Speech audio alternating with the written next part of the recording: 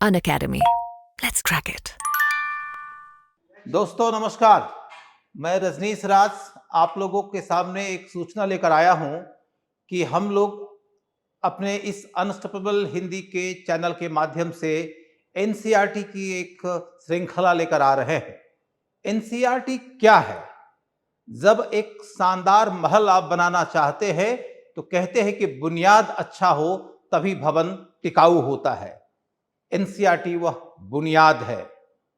आप किसी भी कमीशन का एग्जाम देना चाहते हैं, यूपीएससी हो, पीसीएस हो या कोई और कमीशन, जनरल स्टडीज उसका एक आवश्यक हिस्सा है।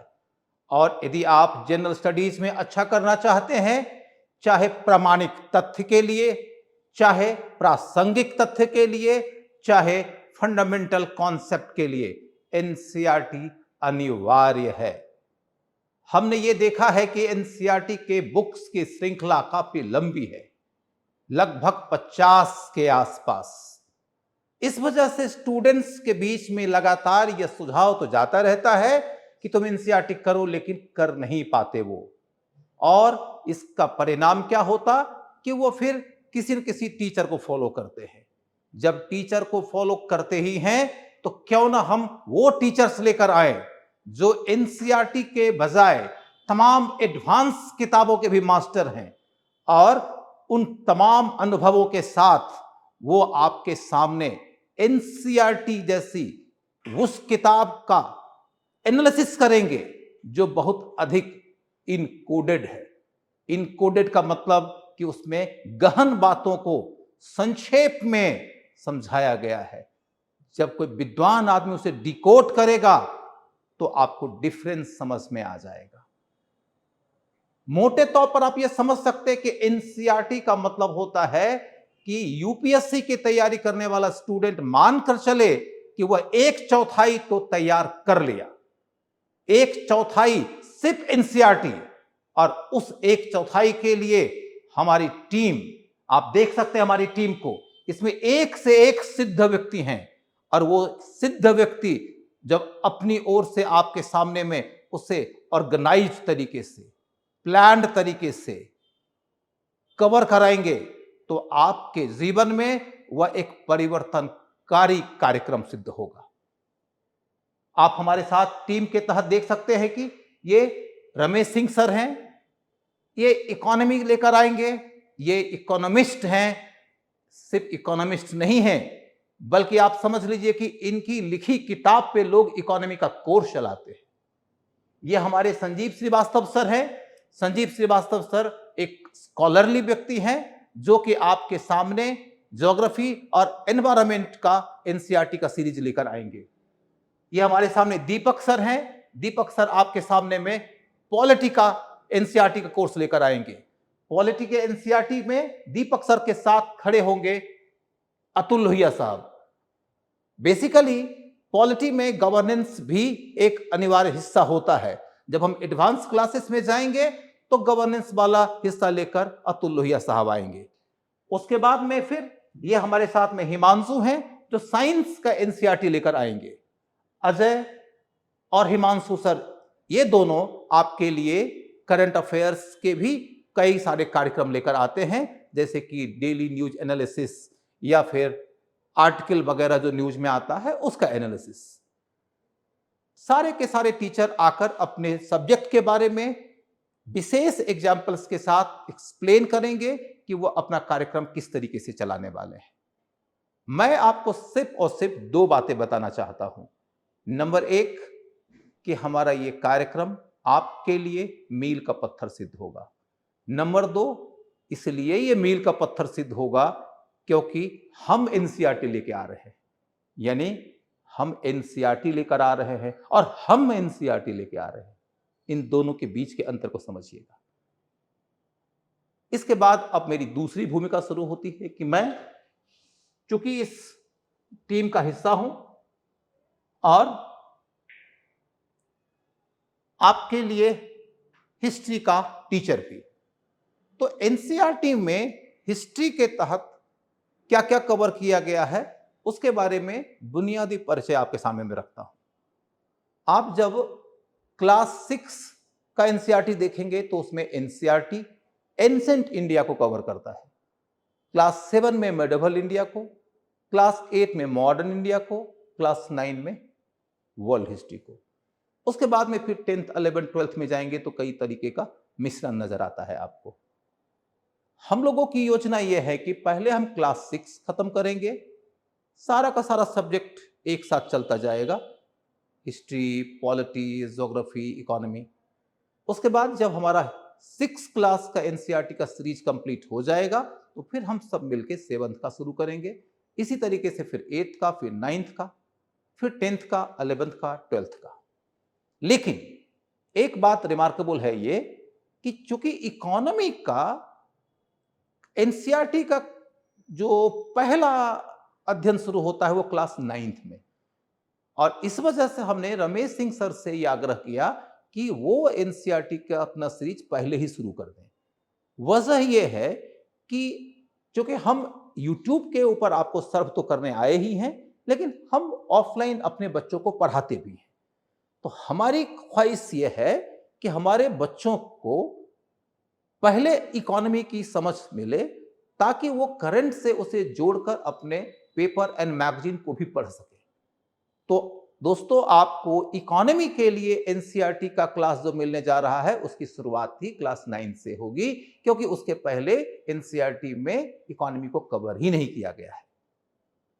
अब चल के देखो कि हम जब अपने कोर्स को कवर करने जा रहे हैं तो ये सारे एनसीईआरटीज हैं, लेकिन हमने चूंकि शुरुआत करना है क्लास 6 से, तो कई सारे बच्चे ये समझते हैं कि क्लास 6 की एनसीईआरटी पढ़ने की क्या जरूरत है, ये तो बच्चों की पढ़ाई हुई।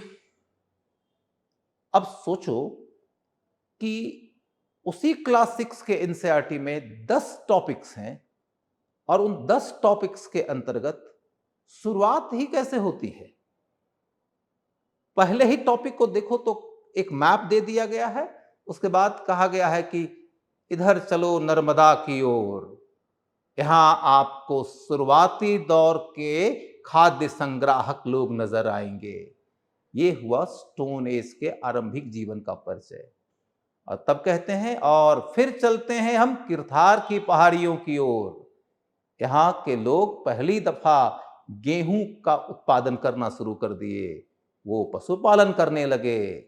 और फिर हम चलते हैं विंध्य की ओर, जहां के लोग पहली दफा चावल की उपज करने लगे। इसके बाद हम चलते हैं गंगा की ओर, गंगा की सहायक नदी सोन की ओर, इसके किनारे पहली दफा बड़ा राज्य बना। आप समझते हैं कि कितना विजुअल तरीके से, कितना ऑब्जेक्टिव फैक्ट है। मैं दावे के साथ कह सकता हूं कि अच्छे अच्छे गाइड पढ़ने वाले लोगों के दिमाग में इसकी क्लैरिटी नहीं है। जब हम महापाषाण काल के टॉपिक में जाकर देखते हैं तो हमें यह पता चलता है कि क्लास 6 के महापाषाण काल के टॉपिक में जो ब्यौरा लिखा हुआ है ना, वो एडवांस लेवल की किताबों में मिसिंग है। उतने के ऊपर तो इंसान चाहे तो महापाषाण काल के ऊपर हिस्ट्री के ऑप्शनल में पूछे गए मेंस के क्वेश्चन का भरपूर उत्तर निकाल के लिख दे। ऐसे अनेक एग्जाम्पल्स हैं। तमाम एग्जाम्पल्स को हम सिलसिलेवार तरीके से कवर करेंगे। जितना डिटेल एनसीईआरटी में है उतने ही डिटेल में रह के कवर करेंगे। उसके आगे का डिटेल पढ़ा के हम आपको डेविएट नहीं करने जा रहे हैं। हम प्रोफेशनली कमिटेड एंड डिटरमिन्ड तरीके से एक एक टॉपिक कवर करेंगे, न तो कम और न ही ज्यादा।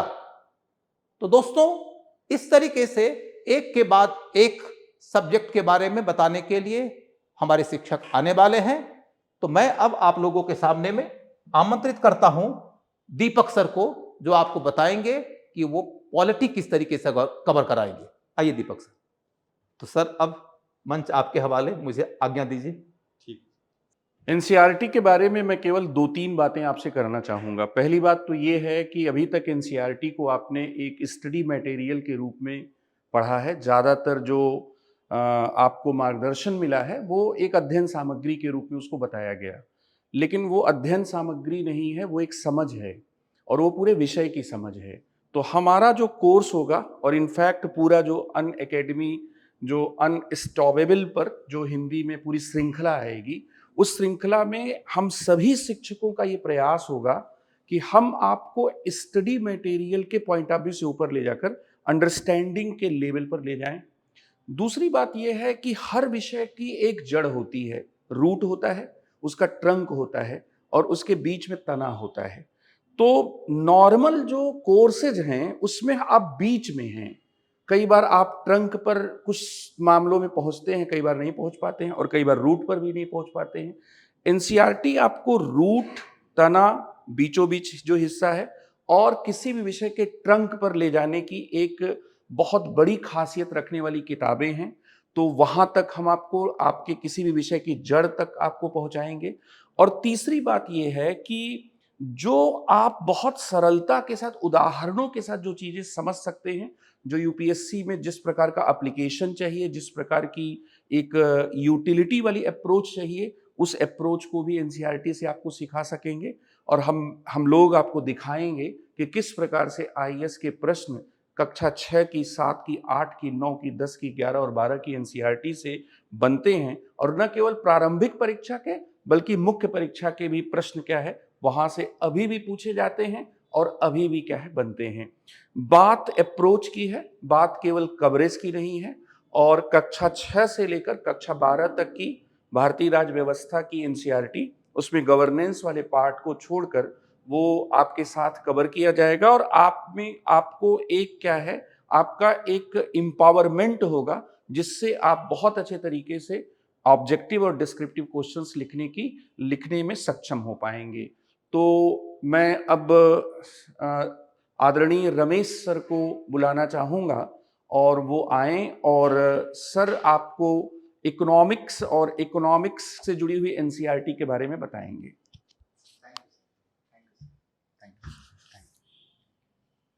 हेलो स्टूडेंट्स, मैं रमेश सिंह आपका इस चैनल में स्वागत करता हूँ। मेरी जिम्मेवारी, जैसा कि बताया गया है, कि इकोनॉमी अर्थशास्त्र से जुड़ा हुआ है। मैं आपको बता दूं कि 9th स्टैंडर्ड से एनसीईआरटी में इकोनॉमिक्स की पढ़ाई शुरू कराई गई है और वह 12वीं कक्षा तक जाती है, जिसके अंतर्गत आपको 5 किताबें पढ़नी है। यह श्रृंखला की शुरुआत की जा रही है 9th स्टैंडर्ड के बुक से, जिसका टाइटल है इकोनॉमिक्स। भूमिका एनसीईआरटी क्या है, रजनीश राज सर बता चुके हैं। इसकी पकड़ क्या है, क्या रोल है, दीपक सर बता चुके हैं। मैं आपको इतना ही बताऊं कि इकोनॉमिक्स एक अवधारणा पे आधारित विषय है, कई दूसरे विषयों की तरह। इसमें बिना अवधारणा की समझ के पीटी, मेंस और इंटरव्यू तीनों के प्रश्नों को हैंडल करना हमेशा एक चुनौती बना रहता है। तो कोशिश यहाँ ये है कि आपको अर्थशास्त्र की बेसिक अंडरस्टैंडिंग देते हुए अर्थशास्त्र के यूपीएससी तक की तैयारी के लिए इसकी क्या भूमिका है, ये सेवा आपको उपलब्ध कराई जाए। और यह टीम इसी की कोशिश में यहाँ पे आपके सामने उपलब्ध है। एक छोटा सा एग्जाम्पल देते हैं कि आप राष्ट्रीय आय की बात जरूर पढ़े होंगे एनसीईआरटी में, चाहे क्वेश्चन में देखे होंगे आप। राष्ट्रीय आय की गणना में कीमत की बात आती है, मूल्य की बात आती है, लागत की बात आती है। इंग्लिश में हम कॉस्ट एंड प्राइस कहते हैं। दुकानदार से जाके मैं पूछ रहा हूँ कि इस पेन का प्राइस क्या है, दूसरा आदमी आके पूछ रहा है इस पेन का कॉस्ट क्या है। दुकानदार कॉस्ट प्राइस में नहीं जाता है, सिंपल बोलता है कि 10 रुपये। दोनों 10-10 दिए लेके चले गए। लेकिन कॉस्ट एंड प्राइस का एक मीनिंग नहीं है। ये क्यों कंफ्यूजन है? कॉस्ट एंड प्राइस क्या है? क्योंकि जब हम किसी देश का राष्ट्रीय आय की गणना करते हैं तो एक बार हम करते हैं लागत पे और एक बार करते हैं मूल्य पे, मतलब कि factor cost and market cost, फिर करते हैं current price and constant price. ये 4 जो भ्रम है, इसकी पढ़ाई एनसीईआरटी के मौलिक किताबों में करा दी गई है, जिसकी समझ भी न रखे आप आगे जाके परेशान होते हैं कि ये डिफरेंस क्या है, कॉस्ट क्या है, प्राइस क्या है, करेंट प्राइस क्या है, कांस्टेंट प्राइस क्या है, मार्केट कॉस्ट क्या है, फैक्टर कॉस्ट क्या है। एक छोटा सा उदाहरण दिया आपको कि इन छोटी छोटी चीज़ों की पकड़ न होने के कारण हम किस प्रकार प्रश्नों का उत्तर दे नहीं सकते और चैलेंज महसूस करते हैं। एनसीईआरटी की भूमिका इसमें बहुत बड़ी है। जैसा रजनीश राज सर ने बताया कि बड़ी अच्छी अच्छी पुस्तकें जो काफ़ी पॉपुलर है, उनमें भी वो बातें नहीं लिखी हुई हैं जो एनसीईआरटी के 8वीं क्लास, 7वीं क्लास, 10वीं क्लास में लिखा हुआ है। और इससे तो ऑप्शनल का भी आंसर तैयार करना आसान हो जाता है, इसमें कोई दो मत नहीं है। मैं इससे पूरा सहमत हूँ। देखते हैं आने वाले समय में हम लोग क्या करते हैं। और ये जो श्रृंखला है, इसमें हम ऑफलाइन के स्टूडेंट का भी टेस्ट लेंगे क्लासरूम में। आप भी अपना टेस्ट देते रहें और अपना कमेंट भी करें, अपना प्रश्न भी पूछें, हम इसका उत्तर भी देने रहेंगे।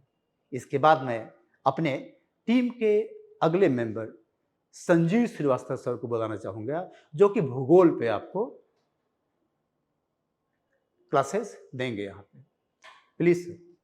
Thank you sir. मैं संजीव श्रीवास्तव।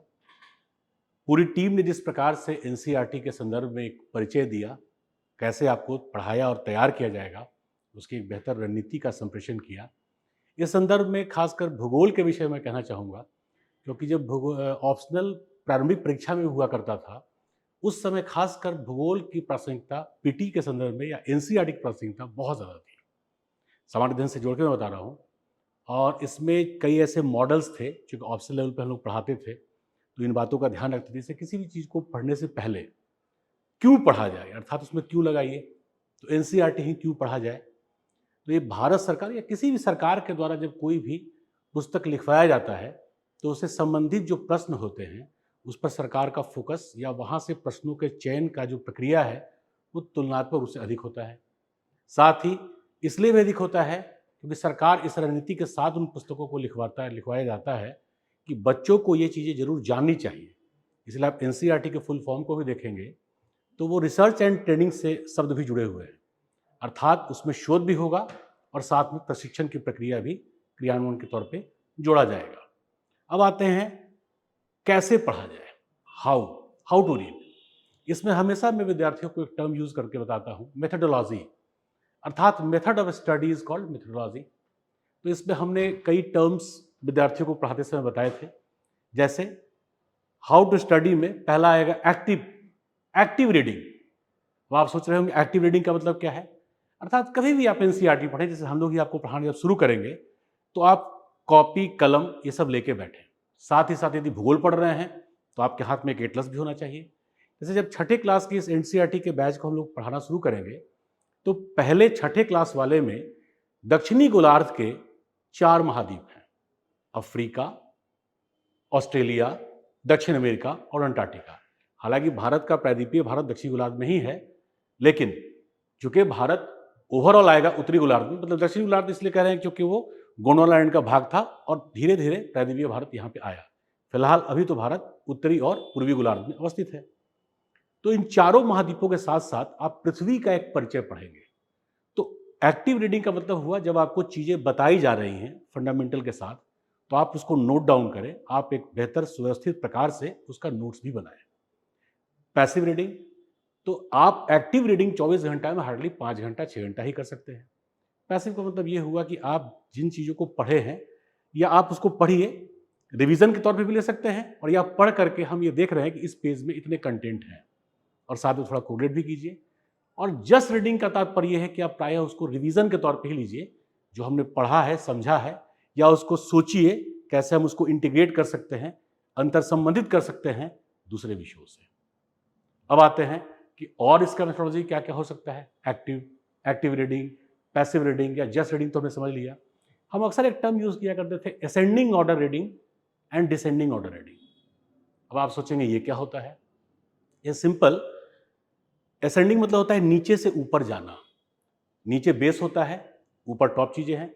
जैसे पहले आपको हमने बताया पर्वत क्या होते हैं, पठार क्या होते हैं, मैदान क्या होते हैं, नदियां क्या हैं, या समुद्र क्या होता है, सागर या महासागर में क्या अंतर हो सकता है, ये बेसिक आपको हम बताना शुरू किए। लेकिन जब हम ये बेसिक बताने के बाद यूरोप के या दक्षिण अमेरिका के या अफ्रीका के भूगोल पर आएंगे तो आपको यह भी बताएंगे कि पर्वत या पठार कहाँ हैं, अर्थात उनके लोकेशन के साथ साथ उनकी क्या प्रासंगिकता है, आप यह भी समझ पाएंगे। जैसे ब्रिटेन में औद्योगिक क्रांति प्रारंभ हुआ, ये मैक्सिमम लोग जानते हैं और इतिहास में सर आपको डिटेल में बताएंगे इसको इतने लूसिड प्रकार से कि आप पढ़ते ही तुरंत समझेंगे भी और परफॉर्मेंस के लेवल पे आ जाएंगे, क्योंकि रजनीश सर के बताने का तरीका भी ऐसा है। लेकिन औद्योगिक क्रांति का प्रारंभ ब्रिटेन में ही क्यों हुआ? अक्सर विद्यार्थी ये त्रुटि करते हैं, क्या ब्रिटेन में कोयला है? आपको जानकर शायद आश्चर्य हो, अगर आपने छठे क्लास का एनसीईआरटी नहीं पढ़ा है, छठे नहीं, ये 7वें में है, 7वें में यूरोप है और उत्तर अमेरिका है, तो ब्रिटेन में कोयला बहुत ज्यादा पाया जाता है। कोयला तभी पाया जाएगा जब वहां पर कार्बोनिफेरस प्रकार की चट्टानें होंगी। तो आपको कितनी सूचनाएं मिल रही हैं इंटीग्रेशन के लिए, अर्थात ब्रिटेन में कोयला ऊर्जा का आधार है और औद्योगिक क्रांति के प्राथमिक आधारों में कोयला को रखा जाता है। इसलिए ब्रिटेन में औद्योगिक क्रांति तेजी से तो फैला, लेकिन उन्हीं राष्ट्रों में जल्दी फैला जहां जहां कोयले का संसाधन उपलब्ध था। अब जर्मनी का रूर घाटी और भारत में छोटांगपुर के पठार पर जो दामोदर घाटी है, उसको भी हम भारत का रूर कहते हैं, तो ओब्वियसली वहां की भी स्थलाकृतिक विशेषताएं उसी प्रकार की होंगी। तो असेंडिंग और डिसेंडिंग ऑर्डर का मतलब ये है, पहले बिल्कुल फंडामेंटली हम पर्वत, पठार, मैदान, नदी इनको पढ़ेंगे और धीरे धीरे हम जाएंगे बृहद या फिर कुछ अच्छे गुण अर्थ वाले, जैसे हम एशिया को ही पढ़ेंगे, यूरोप को ही पढ़ेंगे। तो जनरली एशिया या एशिया में भारत को तो हम जानते हैं, लेकिन हम ही आपसे कहें कि चीन में सांतुंग का पठार कहाँ है या चीन के किस पठार पर किस प्रकार का मिनरल उपलब्ध है, तो क्या आप इसका तुलना कर पाएंगे? अक्सर परीक्षार्थी ये गलती करते हैं कि चीन में संसाधन भारत से बहुत ज़्यादा है। आपको जानकर घोर आश्चर्य हो सकता है, मैं ये नहीं कह रहा हूँ कि होगा ही, बट अगर आपने इसको नहीं पढ़ा है, एनसीईआरटी में है, चीन के पास जो कुल क्षेत्रफल है वो भारत का लगभग 3 गुना है। लेकिन मैदान की जब चर्चा करेंगे तो चीन के पास जो कुल उपलब्ध मैदान है वो भारत का 1/3 है, अर्थात भारत भूमि संसाधन में चीन से 3 गुना ज्यादा धनी है। अर्थात हम यदि अपने संसाधनों का युक्त प्रकार से प्रयोग करें तो चीन से बहुत आगे जा सकते हैं। केवल यही नहीं है, आप 8वें क्लास का जब एनसीईआरटी पढ़ेंगे, मैं ही पढ़ाऊंगा, तो उसमें दिया हुआ है कि जल विद्युत का विश्व में सबसे बड़ा संचित भंडार कहां है। बहुत छोटा सा राष्ट्र है, भारत से जुड़ा हुआ है, उसका नाम है नेपाल। और फिर मैं यह कहना चाहूंगा, दूसरा सबसे धनी राष्ट्र जल विद्युत में भारत है। तो ये ऐसे कई तथ्य हैं जो अच्छे अच्छे पुस्तकों में, जैसा रजनीश सर ने और शिक्षकों ने भी आपको बताया, दीपक सर, रमेश सर, कि बड़े बड़े पुस्तकों में वो चीज़ें, बेसिक चीज़ें नहीं मिल पाती, लेकिन इन फंडामेंटल बुक्स में आपको मिलेगा। तो असेंडिंग ऑर्डर और डिसेंडिंग ऑर्डर का मतलब यही है, हम आधार से आपको ऊपर की ओर ले जाएंगे, अर्थात जब बेसिक बताने के बाद परिभाषा के स्तर पर, समझ के स्तर पर, जब हम किसी और चीज़ को प्रादेशिक भूगोल में पढ़ेंगे तो उसको इंटीग्रेट भी करेंगे और एक अंतर विषयक उपागम, अर्थात उसको थोड़ा इतिहास से भी जोड़ेंगे, थोड़ा इकोनॉमी से भी जोड़ेंगे, क्योंकि बेस उसका वहीं से मिलेगा। जैसे औद्योगिक क्रांति का प्रारंभ इतिहास हो गया, फिर उसके बाद किस प्रकार की नीतियाँ बनी। हम बहुत ज़्यादा डिटेल में तो नहीं जाएंगे, जैसे 9th क्लास का जब आप पर्यावरण भूगोल पढ़ेंगे, 11th और 12th तो सबसे ज़्यादा हिट है, वो तो डिटेल में पढ़ेंगे ही। तो आजकल जैसे आपने देखा होगा, यूएन के जो जनरल सेक्रेटरी हैं, उन्होंने कहा कि ग्लोबल वार्मिंग अब समापन की ओर है या समाप्त हो चुका है, अब ग्लोबल बॉइलिंग का समय आ चुका है। तो वार्मिंग और बॉइलिंग के बीच का जो रियल डिफरेंस है, अभी भी नेट पे जो यूट्यूब पे वीडियोज उपलब्ध हैं, उनके बेसिक अंतर को नहीं बताया जा रहा है, क्योंकि जल के बॉयल करने का जो टेम्परेचर है वो 100 डिग्री सेल्सियस है। तो क्या सागरों का तापमान 100 डिग्री सेल्सियस हो गया है? नहीं हुआ है। फिर ये डिफरेंस क्यों? और जो महासचिव ने कहा यूएन के कि बॉइलिंग का समय आ चुका है और बॉइलिंग से भी आगे एक स्मॉल आइस एज की चर्चा की जा रही है, थोड़ा उसको जोड़ करके जब आपको हम बताएंगे तो निसंदेह आप आधारभूत प्रकार से न केवल अपने आप को तैयार महसूस करेंगे, बल्कि आप किसी भी विषय वस्तु को पढ़ेंगे तो उस पर एक बेहतर विचार देने में सक्षम होंगे। और एनसीईआरटी की एक और विशेषता है कि चीज़ों को इतना संक्षिप्त और सारगर्भित प्रकार से दिया गया है कि चाहे जीएस हो या ऑप्शनल, आपको उत्तर अधिकतम 300 शब्दों में ही लिखना पड़ता है। तो उसकी एक अच्छी आदत या उसका एक अच्छा प्रैक्टिस आपको होगा। और साथ में हम सभी शिक्षक उसमें जो लास्ट में एक्सरसाइज अर्थात प्रश्नों को दिया गया है, उन प्रश्नों को पढ़ाने के साथ साथ उन प्रश्नों को भी बनवाएंगे, ताकि न केवल आपका कोर्स कराया जाएगा, बल्कि आपको उस सभी संदर्भों में पूरी तरह से तैयार किया जाएगा।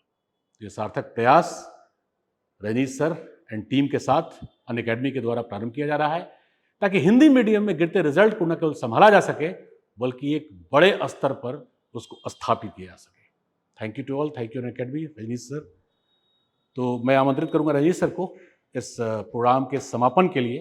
Thank you and welcome to all. Thank you sir. तो बच्चों, बात कुल मिला के ये रही कि एनसीईआरटी आपकी तैयारी का वो आधार है जिसके ऊपर आप कदम दर कदम आगे बढ़ते जाएंगे तो आप बड़ी ऊंचाई तक जा सकते हैं। और हम आपके लिए वो ज़मीन तैयार करने के लिए कमिटेड हैं। आज इस विषय पर अब ज़्यादा बोलने के बजाय मैं अपनी योजना की ओर आ जाता हूं। आप देख सकते हैं कि यहाँ आपके सामने में वो लिस्ट दिया गया है कि कौन से दिन कौन से शिक्षक आपका क्लास लेंगे। मैं बताऊं इसके बजाय आप देख सकते हैं कि इकोनॉमी, हिस्ट्री, पॉलिटी, फिर इकोनॉमी, हिस्ट्री, ज्योग्राफी, इधर polity, geography, geography, polity, geography, इस तरीके से एक सप्ताह के अंतर्गत आप देखोगे तो क्लास का अरेंजमेंट किया गया है। कुल मिलाकर आपको लगभग हर दिन 2 क्लासेस मिलेंगे जो मोटे तौर पर 1-1 घंटे के होंगे। कभी कभी ऐसा हो सकता है कि कोई टॉपिक का डिमांड थोड़ा छोटे का है तो वो 40 मिनट में भी खत्म हो जाएगा, कभी कोई हो सकता है कि 17 मिनट भी चला जाए, लेकिन ऑन एन एवरेज ये 1 घंटे का होगा। तो फाइनली हम अपनी एनसीईआरटी की योजना के साथ आपके साथ मिलते रहेंगे। पहले दिन हमारा क्लास शुरू होने वाला है ट्यूसडे को, जो कि अभी हम लोगों ने अपना ये कार्यक्रम लॉन्च ही किया है, तो इसके पहले क्लास की शुरुआत ट्यूसडे से होगी। उसके बाद में यही सीरीज चलता रहेगा।